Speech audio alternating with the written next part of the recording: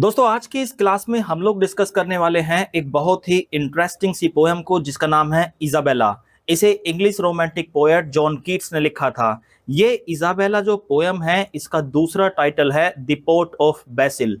देखिए इस कहानी का जो दूसरा टाइटल है द पोर्ट ऑफ बेसिल ये बहुत सोच समझकर रखा गया है, क्योंकि अगर आप बेसिल की बात करेंगे तो ये तुलसी के पौधे को कहा जाता है और पोर्ट का मतलब होता है गमला।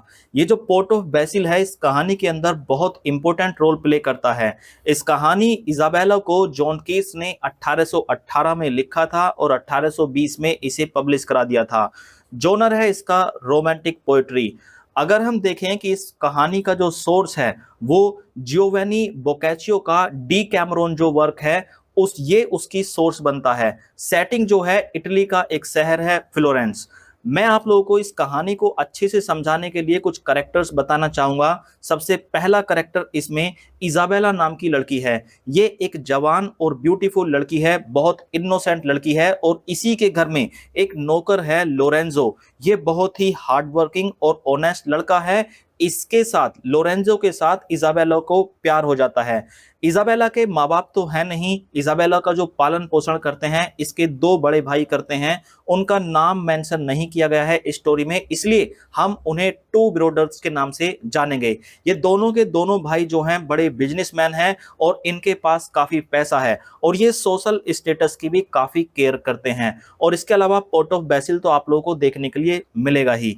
आइए मैं आप लोगों को अब इसकी कहानी को अच्छे से समझा देता हूं। शुरू करते हैं इसकी नरेशन को पढ़ना। कहानी शुरू होती है इजाबेला नाम की एक लड़की से जो इटली के एक शहर फ्लोरेंस में रहती है। वो बहुत ही ब्यूटीफुल है, काइंड है और जेंटल लेडी है।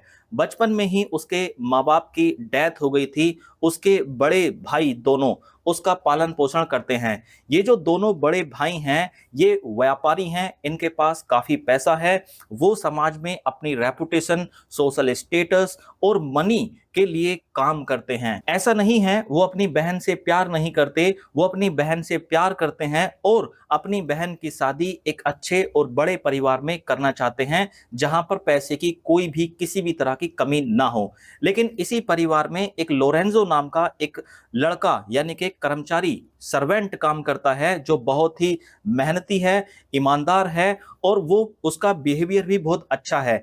इसी चीज को जो ये लड़की इजाबेला है लोरेंजो के पसंद करने लगती है और धीरे धीरे उन दोनों के बीच की दूरियां कम होने लगती हैं। धीरे धीरे उनकी मुलाकातें बढ़ने लगती हैं, उन दोनों के बीच में प्रेम हो जाता है। उनका प्रेम बिल्कुल निस्वार्थ होता है, कोई भी लालच उनके प्यार में नहीं है। वो सिर्फ सपना देखते हैं एक कि वो दोनों किसी तरह से अपना जीवन एक साथ बिता लें। लेकिन जिस समय पर जॉन कीट्स इस पोयम को लिख रहे हैं उस समय पर बहुत ज्यादा भेदभाव हुआ करता था। एक अमीर घर की लड़की अगर गरीब लड़के से प्यार कर ले तो मान लो उस परिवार की पूरी इज्जत मिट्टी में मिल जाती थी। इसीलिए ये दोनों लोरेंजो और इजाबेला अपने प्यार को समाज से छिपाकर रखते थे। कुछ समय बाद इजाबेला के दोनों भाइयों को इनके रिलेशनशिप के बारे में पता चल जाता है और उन्हें बहुत गुस्सा आता है। उन्हें अपनी बहन की प्यार की चिंता नहीं होती, उन्हें चिंता होती है तो अपनी रेपुटेशन की, उन्हें चिंता होती है तो अपने सोशल स्टेटस की। इसी वजह से वो लोरेंजो को रास्ते से हटाना चाहते हैं। अब उसके लिए वो धीरे धीरे प्लान बनाने लगते हैं।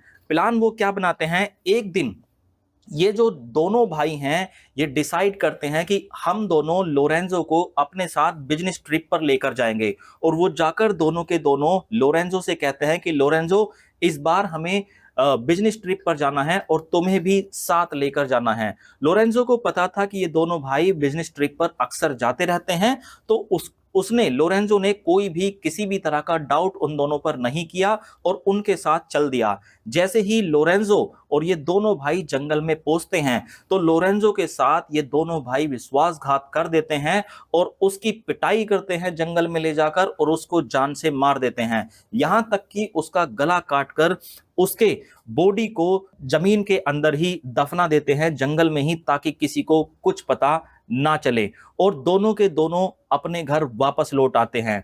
जब वो दोनों घर वापस लौट आ जाते हैं और लोरेंजो उनके साथ नहीं होता तो इजाबेला थोड़ी परेशान होती है और कई दिन तक इस लोरेंजो का इंतजार करती है, लेकिन कई दिन बीत जाते हैं, लोरेंजो वापस नहीं आता। इजाबेला का मन जो है वो बेचैन रहने लगता है, इसीलिए वो अपने दोनों भाइयों के पास जाती है और उनसे पूछती है कि लोरेंजो कहाँ गया। तो वो बताते हैं कि लोरेंजो व्यापार के काम से कहीं दूर चला गया है। अब जो इजाबेला है, इसकी चिंता जो है ना धीरे धीरे निराशा में बदलने लगती है। उसे लगता है कि अब शायद कभी ये जो लोरेंजो है वापस नहीं आएगा। एक रात इजाबेला को सपना दिखाई देता है। उस सपने में उसे एक भूत दिखाई देता है जिसका चेहरा पीला पड़ा होता है, शरीर पर बहुत सारी चोट लगी होती हैं, कपड़े फटे हुए होते हैं, और वो ध्यान से जब उस भूत को देखती है तो वो भूत किसी और का नहीं, लोरेंजो का था। लोरेंजो का जो भूत है ना, वो सारी की सारी बातें इजाबेला को बता देता है कि कैसे उसके दोनों भाइयों ने उसे जंगल में ले जाकर मारा और मारकर जमीन में उसका जो शरीर है उसको गाड़ दिया। सुबह होने का इंतजार करती है इजाबेला। जैसे ही सुबह होती है वो जंगल की तरफ दौड़ पड़ती है और उस जगह को खोजने की कोशिश करती है जहां पर जो लोरेंजो की डेड बॉडी है वो दफनाई गई है। आखिरकार वो उस जगह को ढूंढ ही लेती है और उस जगह की खुदाई करके वो लोरेंजो के शरीर को देखती है। उसका शरीर से जो सर है वो अलग हुआ है। इसीलिए इजाबेला क्या करती है, जो लोरेंजो के शरीर के ऊपर का भाग था यानी कि जो गर्दन है, उसको लेकर अपने साथ चली जाती है और अपने घर में एक बड़ा सा पोट लेती है, गमला लेती है, जिसके अंदर मिट्टी में वो शरीर का जो सर था ना, यानी कि लोरेंजो का जो सर था, उसको उस गमले के अंदर रख देती है और ऊपर एक बैसल का यानी कि तुलसी का पौधा लगा देती है। वो जो लोरेंजो है, अब उसके सर जो है ना इस तुलसी के पौधे के नीचे यानी कि एक पोट के अंदर आ गया है। इसीलिए जॉन कीट्स ने इस पोयम का नाम द पोट ऑफ बैसल भी रखा है। वह हर दिन उसी तुलसी के पौधे को देखती है, उसकी सेवा करती है, उसी से बातें करती है, उसी की चिंता करती है और उस पौधे से अपनी नजर बिल्कुल नहीं हटाती। वह अपने प्रेम की अंतिम निशानी के रूप में उस पौधे को, उस गमले को सिर्फ देखती रहती है।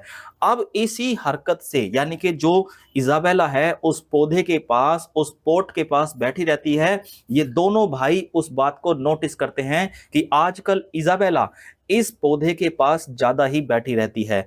तो वो दोनों रात के समय में जब इजाबेला सोने के लिए चली जाती है तो उस पेड़ को उखाड़कर उसको खोदकर देखते हैं कि इसके नीचे क्या छुपा हुआ है, और लास्ट में उन दोनों को मिलता है लोरेंजो का सर।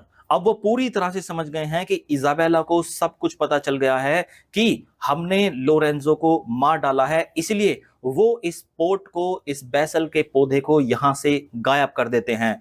जब इजाबेला का वो तुलसी का गमला उसको नहीं दिखाई देता तो वो बहुत परेशान हो जाती है और अपने आप का जीवन ऐसा लगता है कि वो बिल्कुल खत्म हो चुका है। वे लगातार रोती रहती है, खाना पीना छोड़ देती है, हर समय उसे लोरेंजो की याद आती रहती है। धीरे धीरे उसकी बॉडी इतनी वीक हो जाती है कि लोरेंजो की याद में इजाबेला अपना शरीर छोड़ देती है ताकि वो मरने के बाद उससे मिल सके। तो ये थी इजाबेला की कहानी जो जॉन कीट्स ने बहुत अच्छी तरह से लिखी है। आई होप आप लोगों को ये समझ में आई होगी। मिलते हैं अगले लेक्चर में, तब तक के लिए जय हिंद।